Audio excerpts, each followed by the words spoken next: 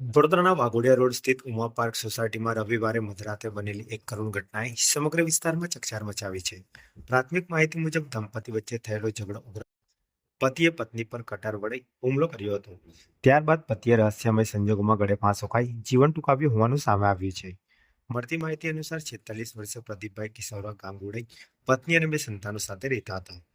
મધરાતે આશરે 2:30 વાગ્યે દંપતી વચ્ચે ઉગ્ર બોલાચાલી થતા આવેશમાં આવેલા પતિએ સ્કૂલમાં પેપર કાપવા માટે વપરાતા કટરથી પત્નીના ગળા અને ચહેરા પર હુમલો કર્યો હોવાનું પોલીસ તપાસમાં સામે આવ્યું છે.